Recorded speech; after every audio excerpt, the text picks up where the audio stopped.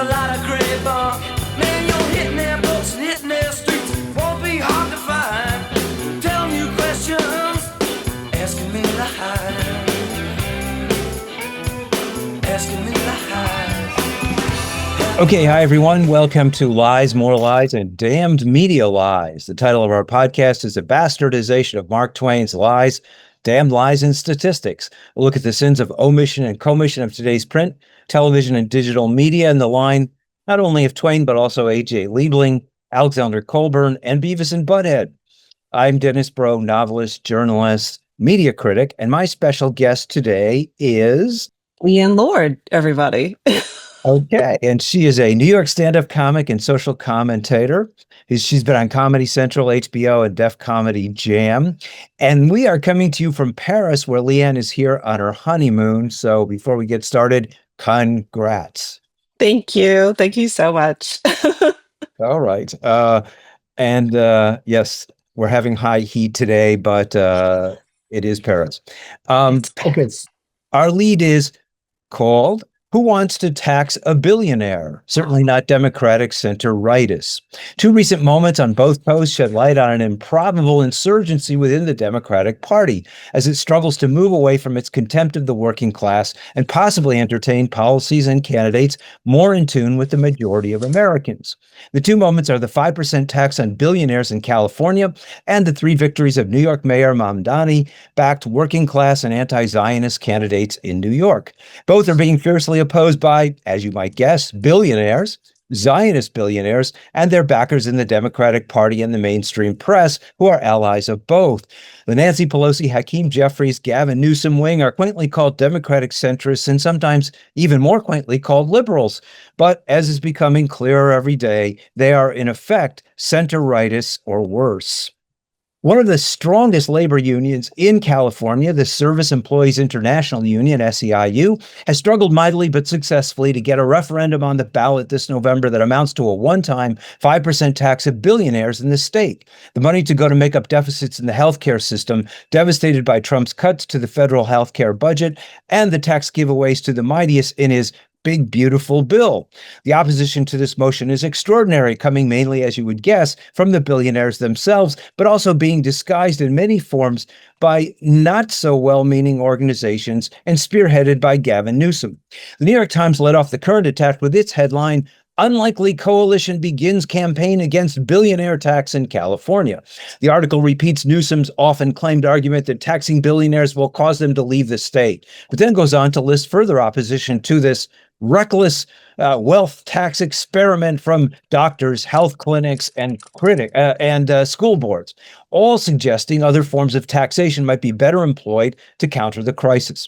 Newsom is so adamantly against the bill that he first campaigned to keep it off the November ballot, claiming recently in a story highlighted in The Guardian that instead he favors a countrywide tax so that billionaires will not flee his state. Newsom's proposal is hollow presidential electioneering designed to sink an actual existing petition signed by a whopping 1.6 million California state voters. The billionaire opposition has sponsored two poison pills also on the November ballot that will nullify the bill if it's passed. One, barring any new tax on personal wealth, and the other, forcing any new tax to comply with state spending rules. That means the voters will have to vote both for the tax and at the same time against the other two measures that would nullify it, a clear ploy to confuse those in favor of the tax.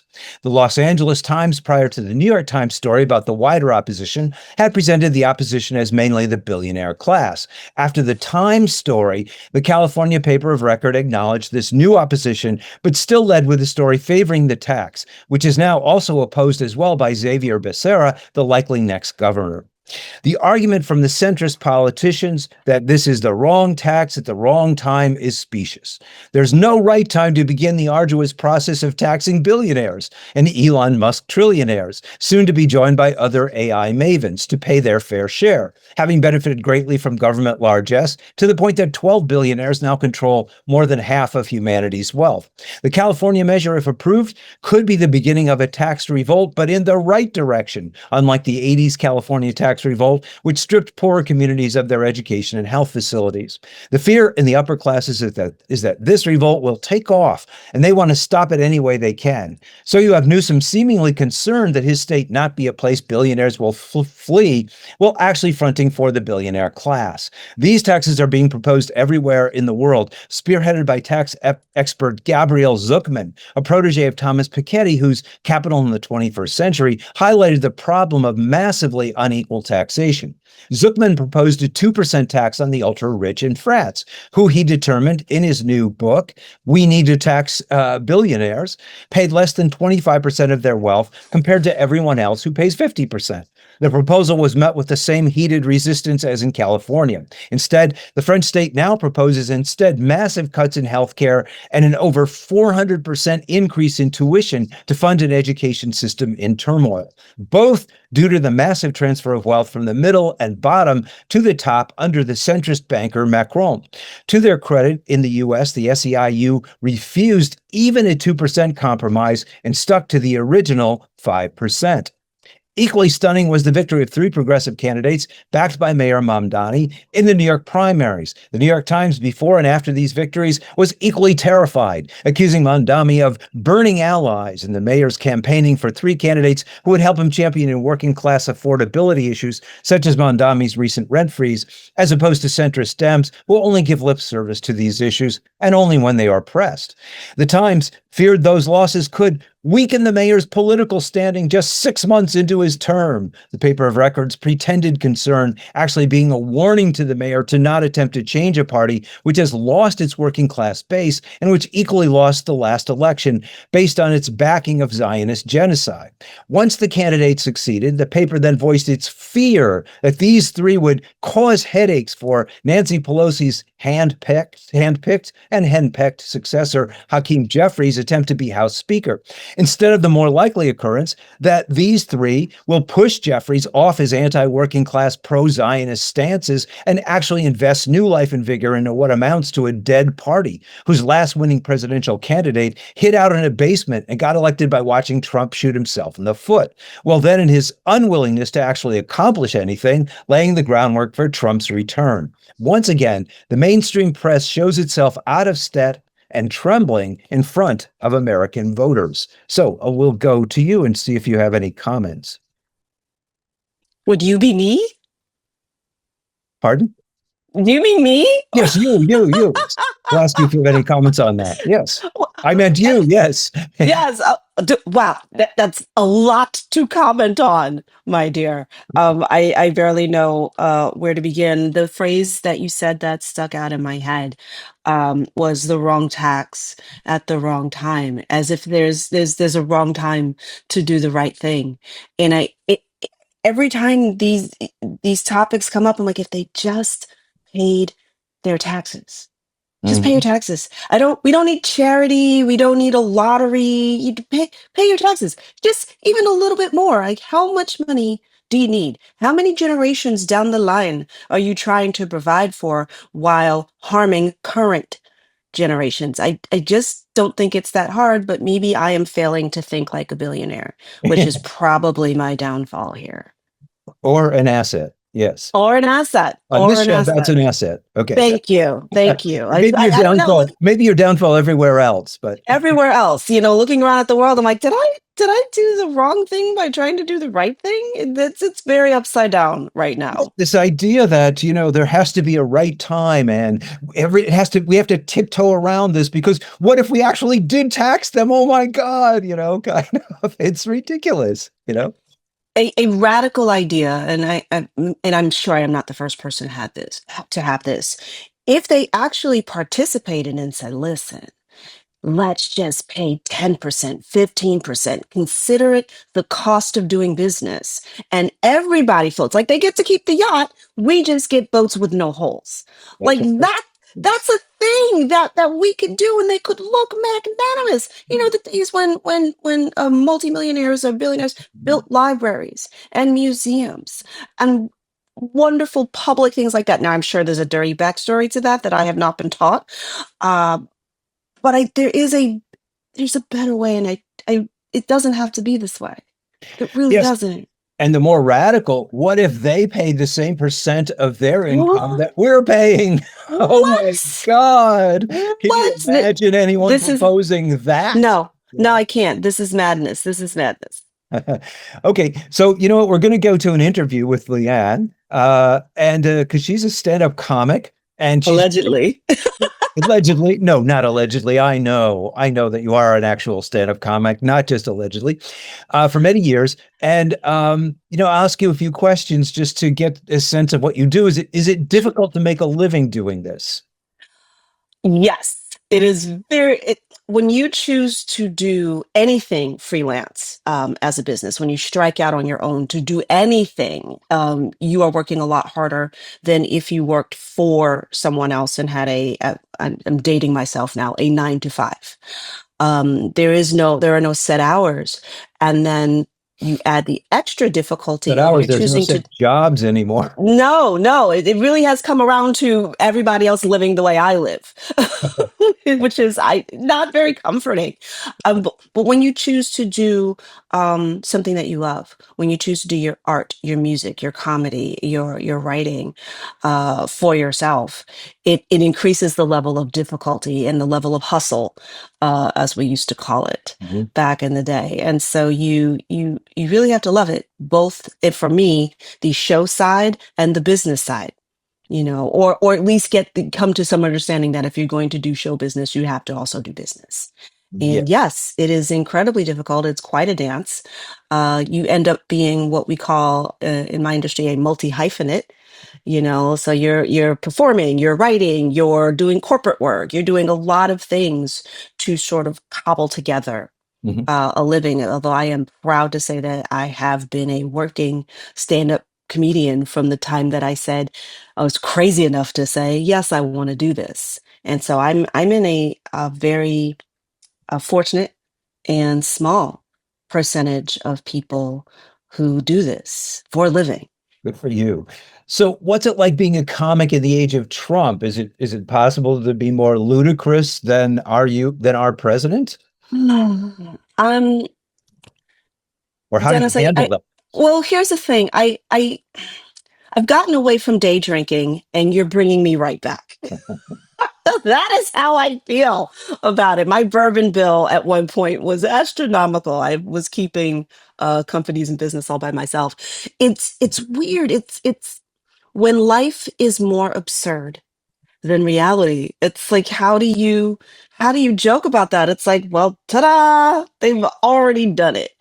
Um, I find that people can't even keep up with all the crazy things going on. You can go down the rabbit hole on one particular executive order and you're already 4 or 5 executive orders behind. That's right. And that's people who are keeping up. For the people who are not, it's impossible. So you have to really be careful and pick and choose where you leap in to this fray. Good. Um, is it easier or harder in this age to talk about or joke about current events or issues? It's both. And it also depends on the audience. It's easier because it's right there. It's just right there. You could almost. I'm thinking of a comic. I believe his name was Mart Saul. Mm. For me, old school comic. I don't mean to insult anybody, but definitely before my time. But I believe he was. Comic and satirist. Yes, I believe he was the one that would just sit and read newspaper headlines from the stage. And it's like, I think this is exactly what someone could do right now. I think Dick Gregory might have also done that. And that could be your whole act. You don't even have to write a joke. You can read a headline and then just look at the audience. And the ludicrousness of it all, the actual word, not the rapper. I mean, so in that sense, it's easy. What's hard is that people are indeed worn out by the news. So the audiences, we do have more audiences uh, on one hand because people want a break. They want a respite. They want to laugh about anything other than this sometimes. And in that way, it makes it easier because I think some entertainers want that as well. Okay. And I do just want to put it out because I think you have some opinions on things like healthcare and also on on income disparity, and I think that's something that's, as I say, in your wheelhouse, isn't it? Or can you talk about these things? It's in my wheelhouse in the sense that healthcare tied to employment has become a very tricky thing when you are self-employed. Mm. And I joke, but getting married to someone who has a regular job will definitely help my health insurance Okay. situation.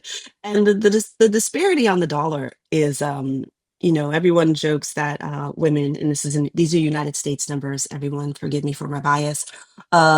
Women make about 85 cents on the dollar, but now if you dig down into that, Black women make 65 cents on the dollar.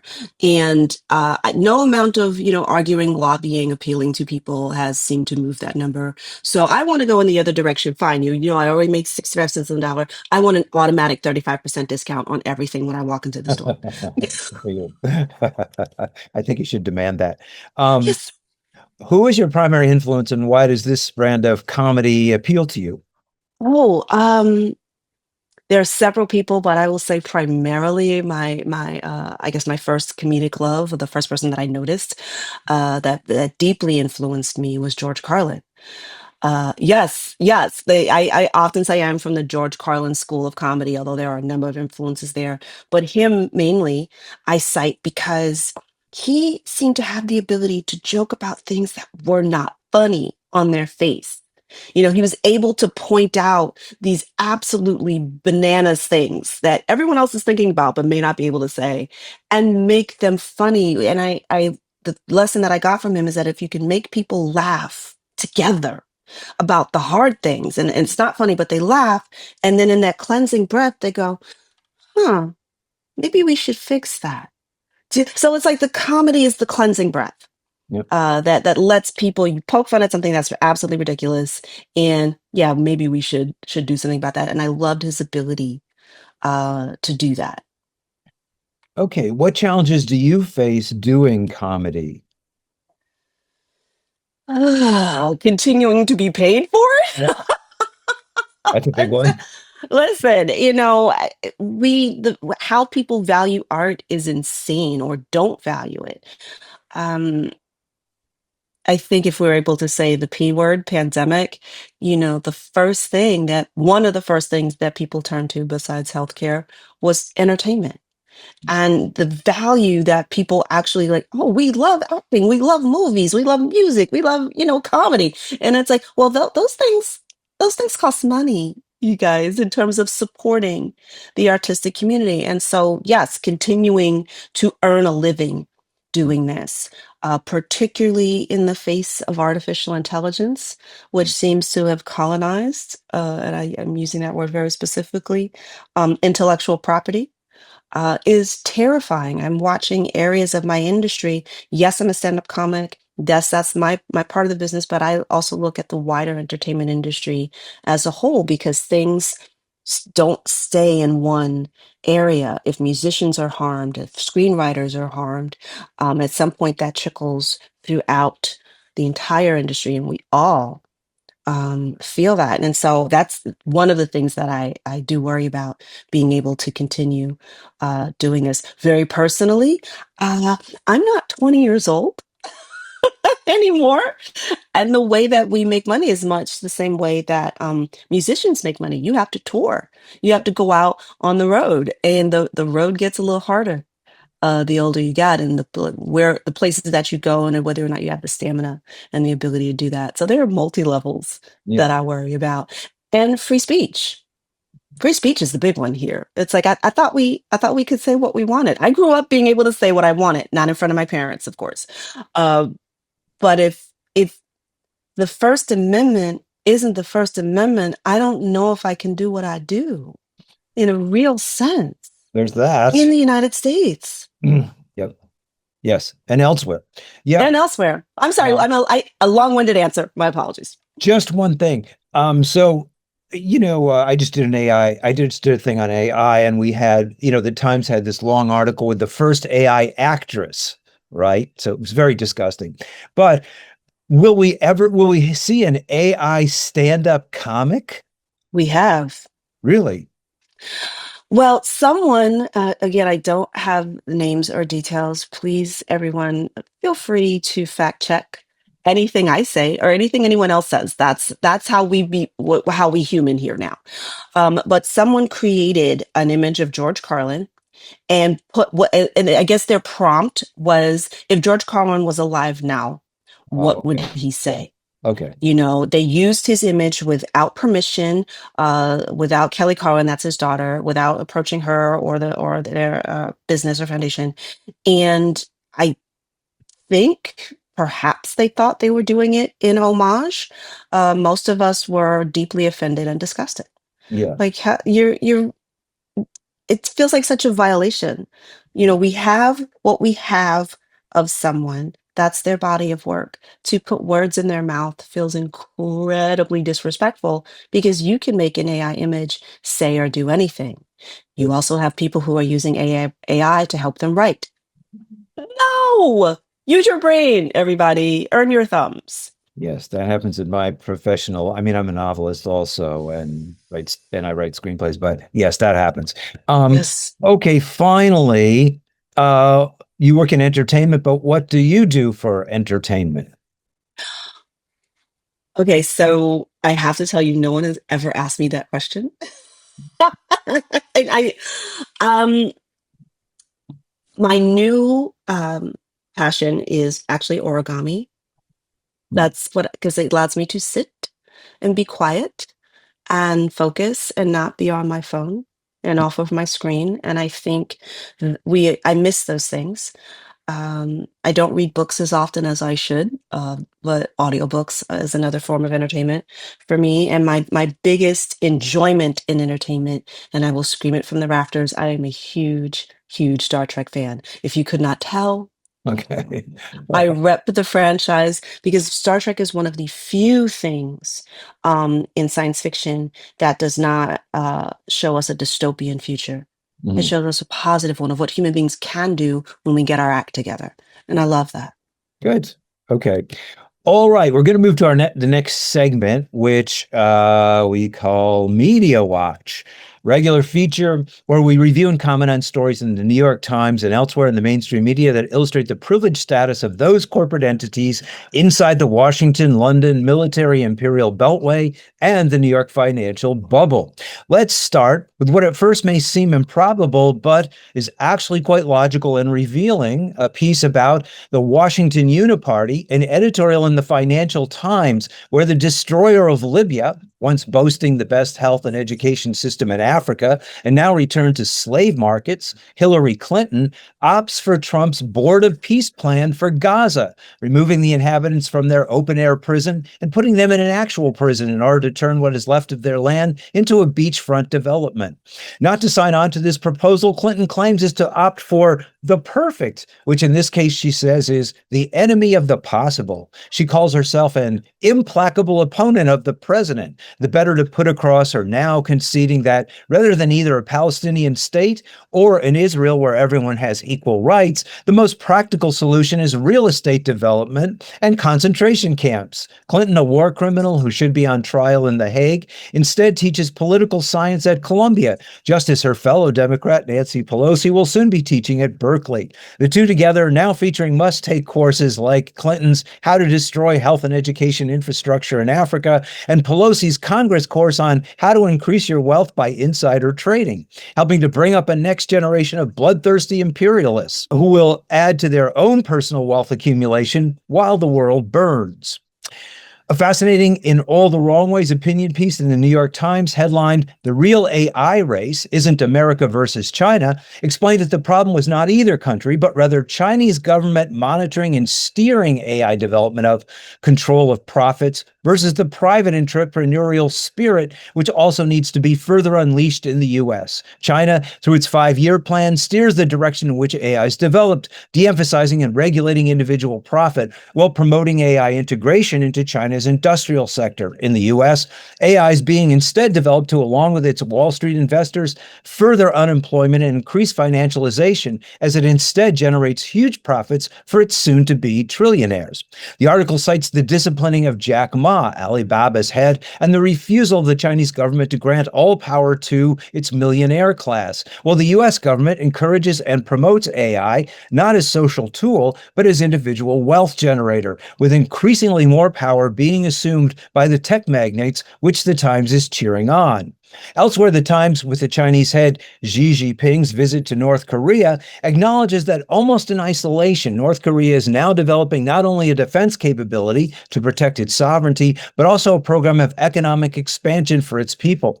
Though the recognition was actually a backhanded swipe, and the paper of record gave away the game in its citing of its sources for the largely negative article. The Times, in needing to uncover this transformation, instead of consulting economic indicators, or worse yet, actually speaking to the North Korean people, instead sought out post-pandemic defectors and experts with inside connections while scrutinizing state media and leaked regime documents.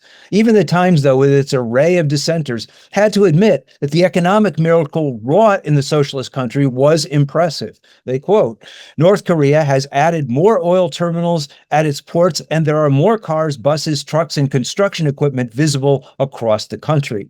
This production will only increase," even the Times concluded, "with the introduction of electric vehicles from China, and in light of Xi's and Kim's meeting. This progress has to be balanced, of course, in the view of the Western press, by the country's leader, Kim Jong-un's expensive pursuit of nuclear weapons, as if the weapons were part of a personal arsenal and not the guarantor of Korea being left alone by its US and Japanese enemies and by those US stooges in the South who want to prolong a war that to this day has never been settled. The trick of the article is to pretend that North Korea, its government, its people, cannot be consulted on their own country's development and fate. Only leaked documents will suffice, a ploy that continues the idea in the West that any socialist country must have so stifled dissent that its citizens are not worth speaking to, since they will only mouth propaganda. Or, if that country is successful, it must be ignored. Finally, the Times continued its exposure, or actually cover-up, of the Jeffrey Epstein case with its thorough investigation of the last moments of Epstein's life.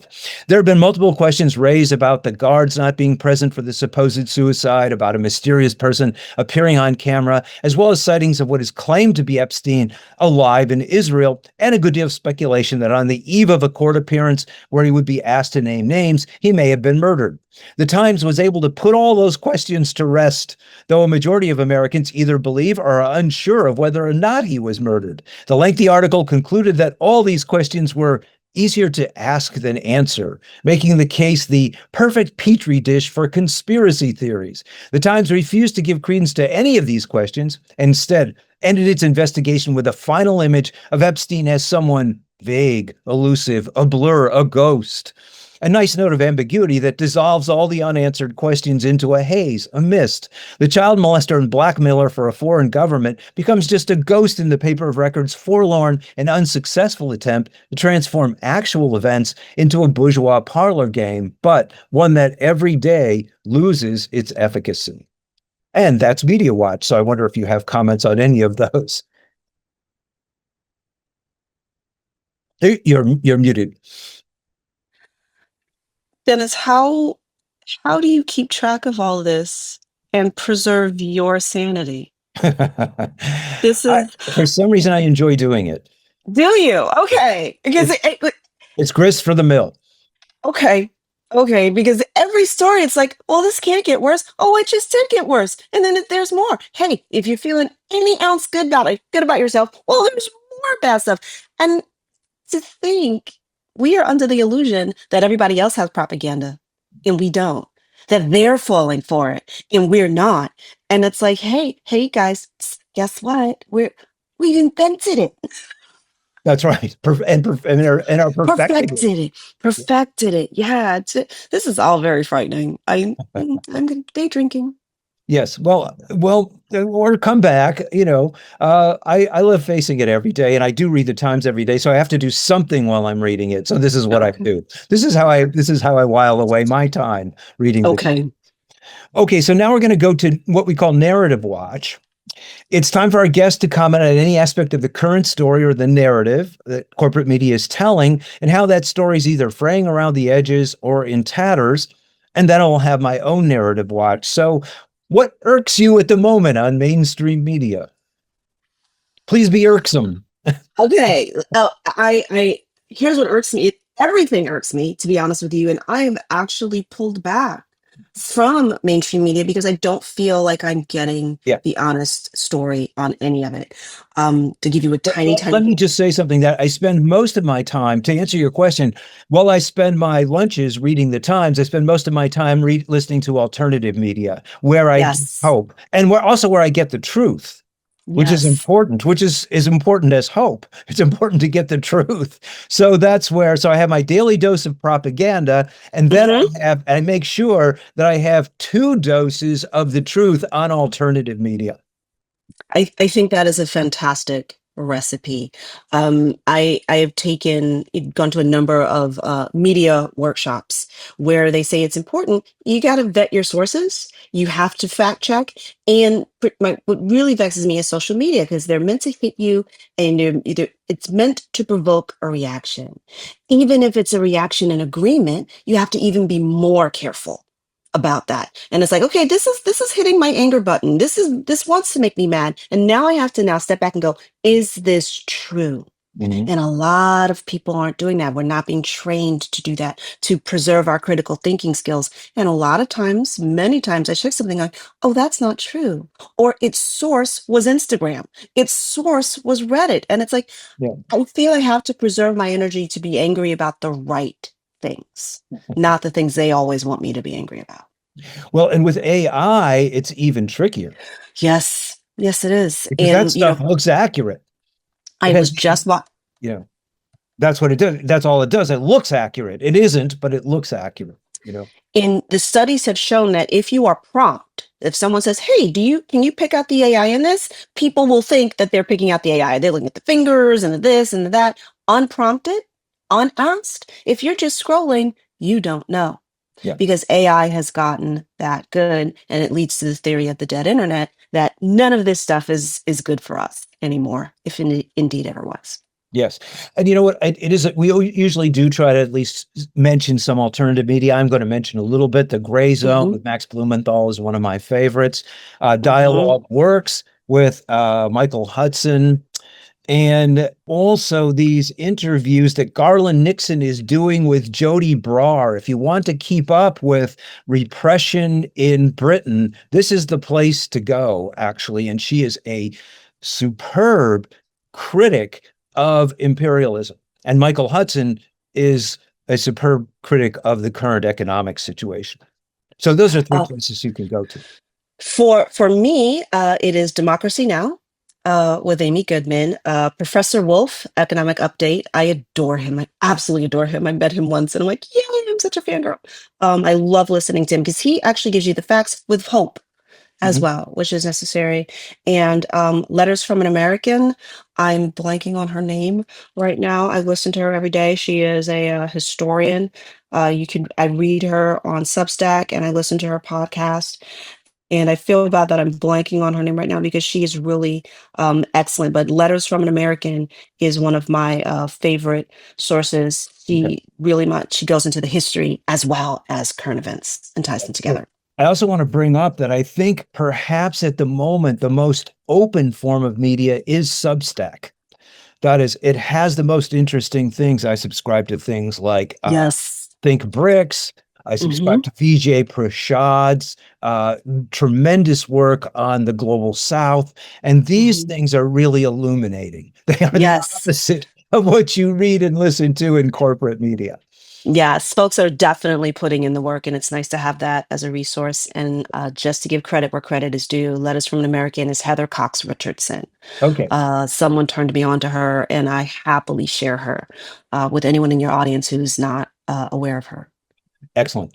Okay, I wanted to do my own narrative watch because there's a story that particularly irked me. I want to pick out the story, very common one in Western media, from the New York Times, titled, "How a Chinese Dissident Fled to South Korea in a Rubber Boat." It's a stirring tale of escape from a cruel dictatorship to a friendly democracy after many failed attempts to flee. Our hero, Dong Guangping, spent 36 hours in an inflatable rubber boat before finally being grabbed by South Korean authorities and allowed to speak to a lawyer who he knew would help him achieve his dream because, quote, he was now in a democratic country run by a rule of law. Never mind that country just recently outlasted a U.S.-favored coup in an attempt to return it to its long history of dictatorship and crushing of workers' rights. The story was well recounted in all the major Western media, which de-emphasized the fact that Dong was picked up 3 times and returned to China, kicked out of Thailand and Vietnam, and returned by fishermen as he attempted to swim to Taiwan. They didn't seem to be that interested in his valiant struggle.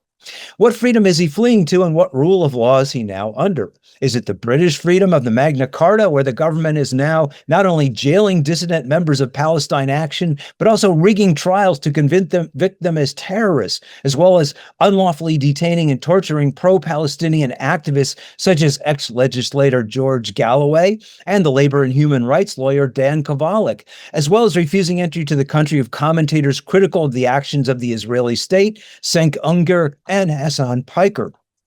Is it the rule of law of the Trump presidency, which has now murdered without trial over 200 South American fishermen, claiming without proof they're drug runners? Or the rule of law of Trump himself, who has openly proclaimed in seizing oil tankers in the Middle East that, yes, we are pirates, as well as the Europeans who have seized $300 billion in Russian assets and every day come closer to spending their illegal loot? Or is it the freedom offered by the Zionist backer of the Israeli IDF, Larry Ellison and son David, who have fired dissenters on CBS News, censored TikTok, and are in the process of dismantling what's left of any objective reporting on CNN? China, the supposed autocratic country out of touch with its workers, has in its 5-year plans, which are set after a period of much consultation with workers and regional authorities, hoisted more than 800 million people out of dire poverty, one of the greatest transformations in modern history, and which now has a longer lifespan than the cradle of democracy, the U.S. There, in the U.S., 60% of Americans live paycheck to paycheck, with any severe medical bill leading to bankruptcy. These thrilling stories of freedom, which the press latches onto, are a pack of lies designed to show Westerners how great they have it, even as their living conditions deteriorate, not only day to day, but now with the coming global recession, hour by hour. They are imperial fantasy with about as much truth as 2 centuries ago Rudyard Kipling's colonial tantrums like The White Man's Burden, The Jungle Book, and his celebration of the slaughter of British troops defending imperial plunder, The Charge of the Light Brigade. The Times' breathless story of escape is essentially a little boy's adventure tale, one that ought to be retired and that does no justice to the complexity of the emerging multipolar world. Ta-da! I'm sick of those stories. Yeah, well done, Dennis. Again, propaganda. Yep. Yes. And all you have to do is scratch the surface just a little bit, ask a few more questions, but we're not trained to do that. It's very instant gratification and, oh, that feels good, and off we go. Yep. There we go. Freedom. The flavor of freedom. Yay. And so this is particularly, I think, appropriate because this is the 4th of July. So we are talking about what it means to flee to freedom. Okay, the final segment, ours, is called Moldy Bread and Virtual Circuses, Imperial Entertainment in Decline. Today, the focus is on 2 television series which offer, though in somewhat disguised form, a critique of contemporary global inequality and the skewed morals which in mainstream media accompany that imbalance. The 2 series, Widow's Bay and Maximum Pleasure Guaranteed, are both produced by Apple TV. Both illustrate what is possible to say in a highly controlled medium, and in their limitations, what is no longer possible to say, or what is in the process on corporate media being closed down at every moment. Apple, by the way, is the only major media company not to sink its profits into AI.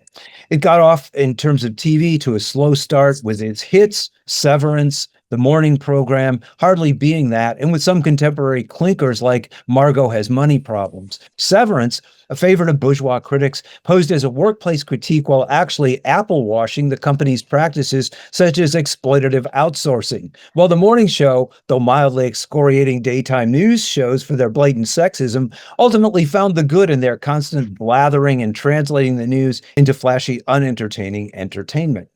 In these two recent outings, though, the company seems to have found a cagey way of lodging a critique. Widow's Bay is a comic horror series set on a mythic island in the Northeast that the mayor, who's played by the Americans' Matthew Rhys, the focal point of the show, wants to turn into the next Martha's Vineyard. The problem is the island is haunted not only by its religious, misogynist, colonial past, but also by its serial killers in its less remote past. The residents, led by a salty ex-sea captain and a quirky mayoral aide, unpopular in high school and mocked because she survived a serial massacre, continually warned the mayor not to go ahead with this mass tourism project. He remains largely oblivious to their warnings until slowly, episode by episode, he begins to acknowledge that not every island can be turned into a tourist paradise. It's the same lesson Ivanka Trump and Jared Kushner are now being taught by a mass movement of Albanian street protesters in their attempt to create a billionaire's haven, which just happens to be also a strategic waterway connecting the Adriatic and the Mediterranean.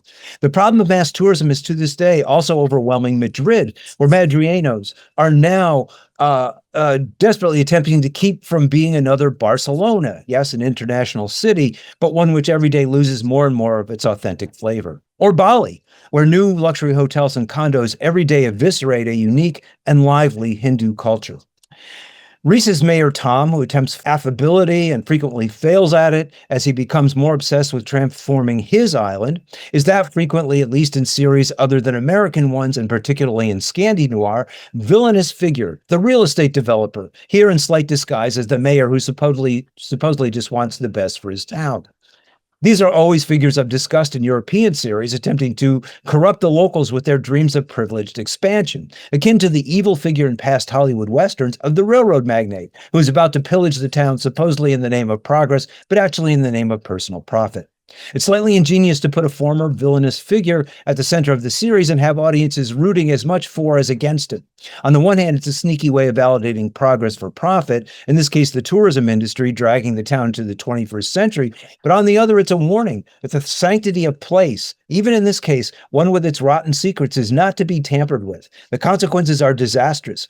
As in the two-part finale, the tourists expecting a luxurious experience are instead trapped underground as the island rages against them in a storm outside, and as we watch Cape Cod being turned into Amityville. I'll stop there for a minute and see if you had any comment, and then I'm going to go to the next one. I am put in mind of how my TV watching and my movie watching and all of these things have changed when I put in a parameter for myself. If I don't want to watch crime, if I don't want to watch the one hero who can have a partner, who's saving the day, you put in that, and now there are fewer and fewer things to watch. You realize how much, particularly American television and some Brit, of course, is all crime centered. And so that's how I think when you have a crime statistics that are lowering, Americans actually thinking crime is higher because it's all Absolutely we're watching. Yes. It's television, it's books, it's movies, it's magazines, it's all of it all the time. Yes. So there's not more crime, there's more crime series. There you go. Bing, bing, bing. Yes, which people are reading as more crime. Yes, it's unbelievable. Yeah. By the way, because I go looking for series all the time, and I'm always looking for something that's new, right? I find the majority of series, because now they're trying to get cheaper budgets, are anime and reality series. There's less even series in person. It's harder to find them. So there's that, Okay, I want to go to the next one. just as penetrating in its own way as Maximum Pleasure Guaranteed, whereas superb Tatiana Maslany from Orphan Black is punished unceasingly for daring to want to have sex without guilt with a camboy. What begins as physical pleasure without guilt quickly morphs into Paula being attacked, having to learn how to defend herself, and then being arrested for defending herself.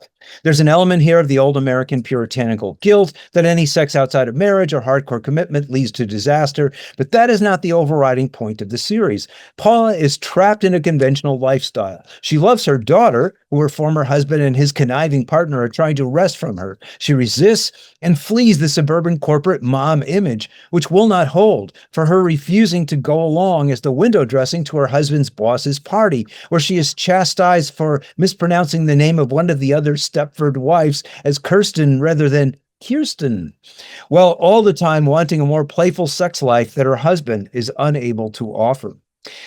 This is the hysterical woman of Freud's Vienna of the early 20th century, here persecuted for stepping outside the rigid boundaries of a life which has seemingly changed little in over a century. Her bucking that rigidity leads to potential devastating consequences, not just with her daughter, but with the law. The other prominent point of the series is that Paula expects the people she encounters to be decent, but instead she meets everywhere the ruthless but respectable denizens of a profit-driven society. These include the male cop who determines her guilt, mainly by her acting outside the norm, her ex's partner who fixes the judge for their custody battle, her coworker who seemingly helps her only to betray her by using her plight to get ahead as a journalist, complimented by her editor for being a Machiavellian backstabber and learning the lesson that a real journalist has no friends. All this is initiated by the original transgression, the betrayal by the camboy, because later she is told he saw her love for her daughter as exploitable weakness. This series is far superior to Apple's other series on the subject of monetary sexual liaisons, Margot Has Money Problems, where the usually reliable showrunner David E. Kelley succumbs to a cautious, pedantic examination of the subject. Maximum Pleasure is also extraordinarily well written, with episode 6 paying off in a shocking and novel way Chekhov's dictum that a gun that appears in Act 1 must go off in Act 3, and boy does it. And I'll ask you if you have any comments on that. I very quickly, I will say you are going to make me resubscribe or re-up my Apple TV subscription. They are doing really good stuff, but it's like, how many services can I have? I find it incredibly interesting how threatening a woman's bodily autonomy, sexual freedom, and ability to make her own choices and navigate the world the way she wants to is so incredibly threatening. Yes, that is the core of this series, actually. And it's very well aware of what those threats are, as well as being aware of a wider world in which she's surrounded by these other people who just want to use her at every moment they can. Oh, yeah. Because she's a victim. It's interesting when you realize that nice doesn't mean good. And we are in a very transactional society and culture, Right. and maybe we always have been. It's just our turn as grown-ups to notice how the system works Maybe that's it. and how well you participate or don't participate in Yes. it. Yeah. And how you get disciplined if you don't participate in the right. Yes. How dare you not do the dance the way we taught you how to do it? It's Bridgerton, in a modern day. Bridgerton is a Netflix series where, despite all the beautiful trappings, everyone is trapped in doing culture and society in a very particular prescribed way. And when you don't do that, you are a threat and you are punished. That's very true. And thank you, Leanne, for being our special guest today. And we'll be back next time with more lies.